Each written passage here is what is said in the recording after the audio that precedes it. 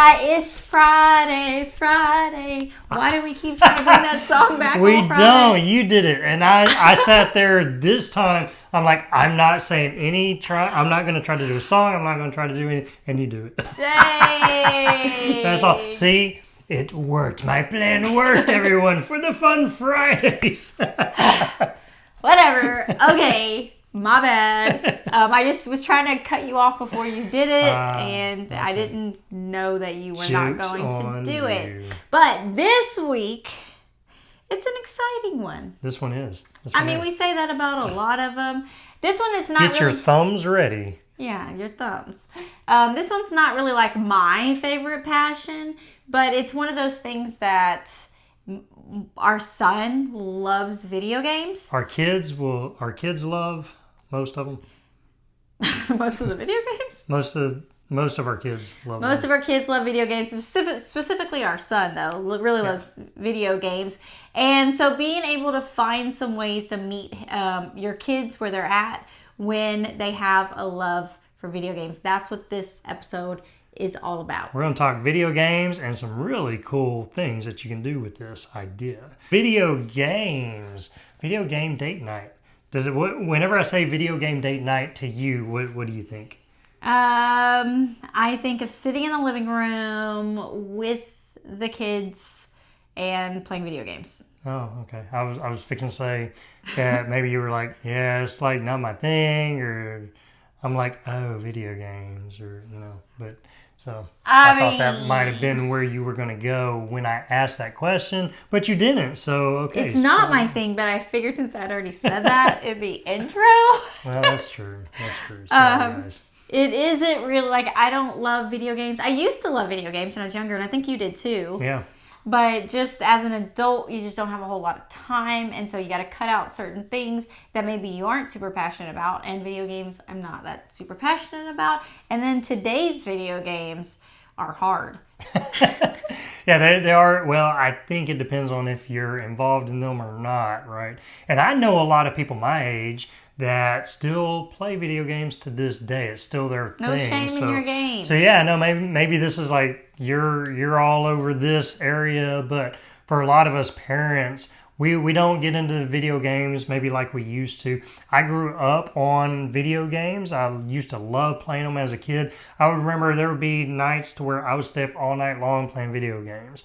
But now I hadn't touched a video game in so long, and I'll go forever. And if it wasn't for my kids, I probably wouldn't touch video games. So that's kind of where we're at with that. But we found out that there's a way that we can meet our kids and kind of have some fun. We're going to get some ideas too for each other that kind of takes it to another level. Yeah, don't ever hate it once. It's kind of like when we talked about the board games and stuff. It's like I dread doing it for some reason, but when I'm actually playing, I'm having a good time. Yeah.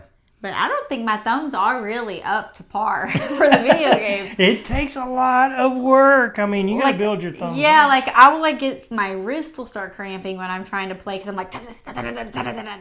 Well, I think now too, it's all the buttons on the controllers and not knowing what they do, and so especially whenever we started doing these game nights from time to time, and it was trying to figure out how everything worked. It's like, what does that one do again? I don't even understand. And they're like, no, you hit this one with that one, and then you turn your head this way, and it does and it's like, what? So they're good at it. But it comes easy and natural for them because they do it all the time. But we did find that with our son was one of the primary lovers of video games. So if you have someone in the house that loves video games, and this is right up their alley. But what a way to spend time with them by doing something they love. And that's kind of what we came to terms with and made this a thing for us. Yeah, and it doesn't even, they don't care how good you are. Because, when I was playing with my son, just one time in particular, we were playing Minecraft, and I just kept digging a hole in the ground. I couldn't figure out, you're supposed to be building, and all I kept doing is going lower and lower and lower, and I'm like, what is happening? And he'd have to pull me back out and then give it back to me, and whatever. But it wasn't that I was skilled or that I could beat him or any kind of competition for him, but that I took the time to sit down next to him and just do something on the level that he likes to do. Yeah, so it is spending that time of picking what they like. And so that was a really cool concept. And whenever we would, from time to time, say, hey, you want to connect your game system here on the TV in the living room? And, we all sat around and we'd pass controllers around. I mean, they ate that up. They loved that. It really does, light them up. And then the other kids as well, just being able to come together and us all, with a common theme, trying to kick each other's butt. Yeah, and they love being able to kick our butts in something. So, there you go. It gives them that. And being a guy, I'm going in there with yeah, I'm old school. I got this. And then you go into some of those shoot 'em up games or whatever, and it's like, oh man, I'm aiming up in the sky shooting, going, wait. Yes, wait a minute, what's happening? I don't know what's happening. And the games now, because your sister and her husband, they actually really love video games. They do. They play a lot of video games. They do it as as their bonding time. Yeah. Because video games nowadays tell these elaborate stories that you get to participate in as well. So I just haven't really invested the time and energy into that. But they do. They're so realistic now. It's almost like a movie when you're playing. And those were some of the ones I know growing up I loved. I loved the Final Fantasies and things of that, to where they were more of the story type games, role playing type games. So yeah, those were always fun. But yeah, just life got busy and never really got back into it. So, I'd rather pick up a guitar than pick up a controller. So that's kind of where I went with, where I am. But whenever you're meeting them where they're at, that's power. And so whenever we're looking at doing date nights with our kids, it is finding those little things that they love and doing that with them. I remember, growing up, my daughter growing up with me, there was a time that I was a single dad, I'd play Barbies with her, y'all. I mean, so it's finding something that they love doing and doing it with them, and is powerful. But the video game night was a big hit. There was a while back, we had invested in the Wii, and we did all that when that was a thing. Yeah, we loved, when the Wii first came out, that was such a good family bonding. Honestly, I don't know if people still play a Wii or not. Yeah, we don't play ours anymore. Our son is into different, Xbox, different console kind of things. But the Wii had the different remotes, and you could play different sports. And I remember the carnival games and just different driving games. It was just stuff that we could all sit around and laugh at each other. The Just Dance, those were some of the best memories together. Is playing Just Dance as a family on the Wii. Kind of like the Guitar Heroes and stuff. I remember that kind of the Rock Band. I keep saying we grew up, but as our family was growing up together, me, my son, and my daughter, we had a band. We were in a band, and I don't even remember the name of the band right now. It was Starfish or something, something dumb. But we would have him on the drums. I'd be on the guitar. The other would be singing. It's just, we had a band and we named it, and that was something that we would do from time to time, and that was so fun. We enjoyed doing that. So those are some fun at home things. Or even with that. Okay, so we also do have some of our old consoles here that he's saved over the years. Or for a while, I had a Super Nintendo. No, not a Super. The first Nintendo. That I had bought at a flea market and saved. So even bringing those in, I still have, and it's crazy to think about. I have an Atari, and I've got all the games I had when I was a kid. So I still have that in a box. I even had my parents' what is called an Intellivision. If anyone remembers that one, I do not. Then you're one of the very few like me that remembers that console. But that's one that I would play with my dad when I was young. And I remember those, and those were such fun. I remember that kind of growing up when those consoles were out, and we played, and it's all these little dot figures and stuff, moving for the football games and everything. And those are memories I have with my dad that were just, they're still here. And so that's kind of what those consoles remind me of now.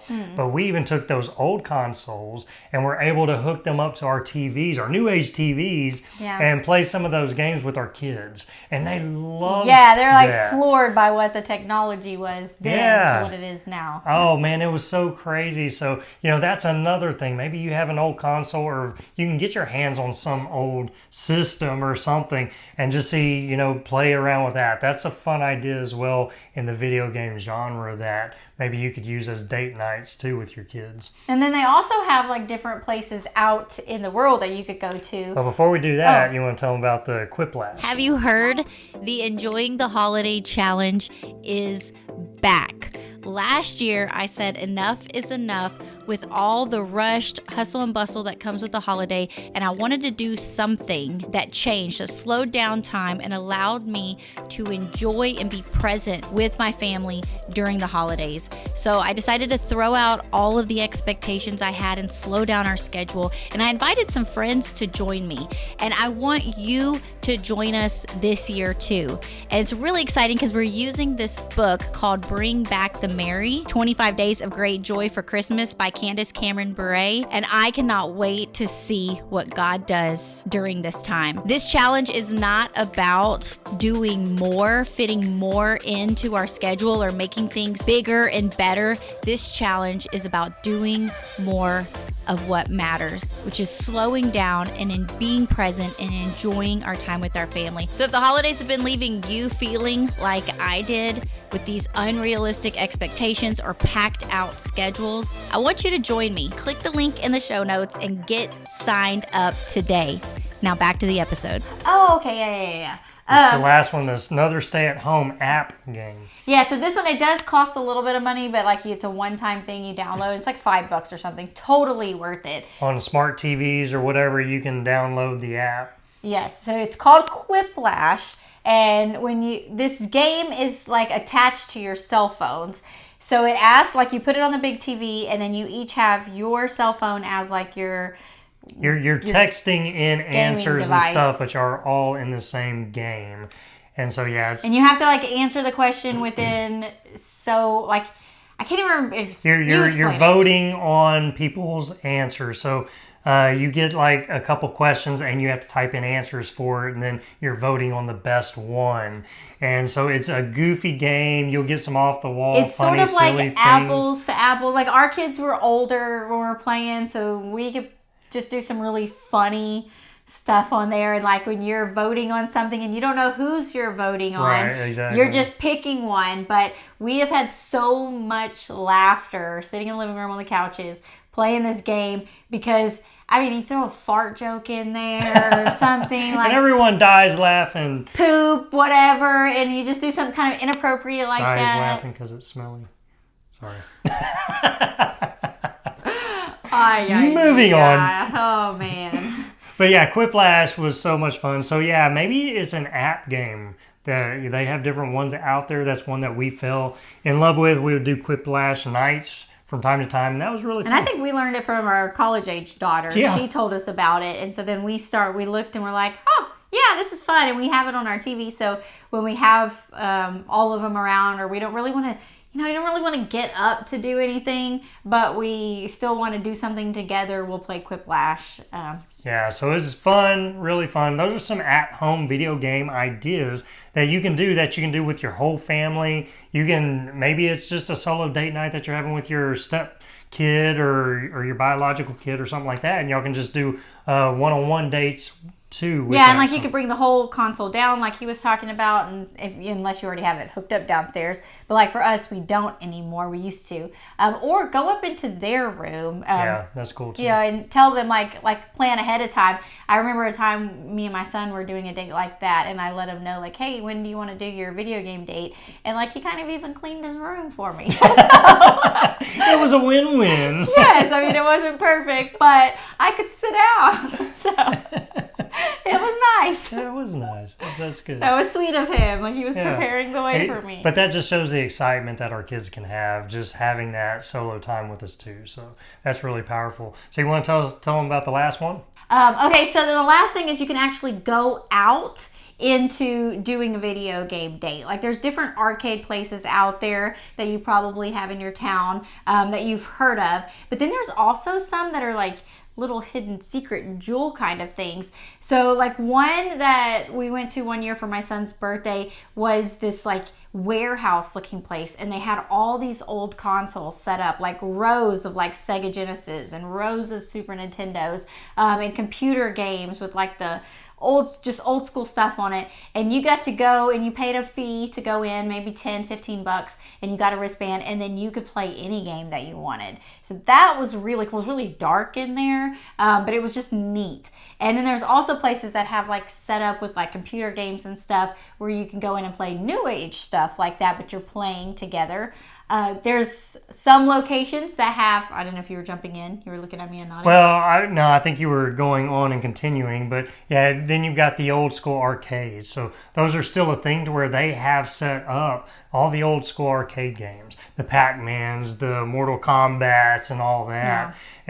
And those are so much fun. And then all the like, what is it when you fling the ball and it? Oh, yeah. What is it called? No. Pinballs. Pinballs, like, yeah, they'll have all the pinball machines. And so they're set up different ways. Some of them are set up where you pay the fee to go in, and then you play per game, sort of like Chuck E. Cheese style. And some is like you just play to get in the door, and then once you're in, you have free access to everything. So like our oldest Riley, she took her younger brother to one that we have in a town. I mean, she drove like an hour to get there in a bigger city, but she went, and they paid to get in, and they had like 7 hours. Their goal was to play every single old video game, like, because it had all the old school stuff in there. And by the end of it, she was exhausted, but she said they had so much fun, just the two of them going together and playing these games together. So there's so much power in those, just doing things like that with your family. You can do it with your family. You can do it just as date nights with your individual kids or whatnot. Or maybe you're just doing it as a couple thing, as something out of the box that you would normally never do together. I don't know if you and I ever just played a video game together? No, we have not. So it's always been with the kids. So we'll have to maybe plan one of those video game going out times. So that could be fun. Yeah, that could be fun. A little competition. We're both like a little competitive, but like we try to act like we're not. So I don't try to act like I'm not. I am. Okay, I try to act like I'm not. I try to act like I don't care, but I really do care. She really does. She's very competitive. Yeah. So. But yeah, those are just some fun ideas. So maybe you've never thought about incorporating video games into any of the date nights or hanging out with your family. So those are really cool. You know, it's something that we kind of stumbled onto that we started doing with our kids years and years back when they were younger. Like I said, all the way back to the Rock Band days. But that we kind of will do them from time to time. And, you know, it's nothing that we have set on calendars. It's just as it comes up. It's like, hey, let's do this. Or it's a special occasion or whatnot. And we have a lot of fun with it. And I will say just one last little pointer with that, because we discuss every once in a while different activities that you can do where you're doing that like side to side interaction. So video games is one of those, like where you can sit beside them and you're playing the video game, and you can have like maybe some important conversation that you're not staring at each other's eyes, but you're having this conversation and bringing up topics. And for some reason, it's like going for a drive or going for a walk. When you're not having to look at each other in the eyes, your kids will just open up with some stuff. They're not as intimidated, so it takes that conflict shoulder to shoulder resolution out, and then you have more of that shoulder to shoulder contact, where it does give them more of the freedom to be able to open up and maybe talk about some things going on in school or whatnot that maybe they normally wouldn't, because they kind of feel a little pressure. So that is a good way to just communicate. Have some good communication with your kids. So good stuff. Good stuff. So play some video games. How often do we get to say that? Let's go play some games. Yes. Let's play some video games. Play is healthy. Yeah, just what you do though is make sure that you're stretching your fingers. Be working out them thumbs. So do your finger stretches and make sure that you're ready to go. So it's fun stuff. So hopefully this gives you some ideas you can use with your family that maybe you hadn't thought of before. So yeah, go play some video games. It's fun. We'll see y'all later. Guys. Hey, thanks for joining us for another fun Friday here at Enjoying Your Blended Family. All the links we talked about today are in the show notes. And if you enjoyed listening, be sure to subscribe because it's free and it lets you know when we have another episode out for you to listen to. And if you don't mind helping us out so we can start reaching more people, leave us a rating and review. You never know when we'll give you a shout out. Until next time, have fun being intentional and remember to enjoy the moment.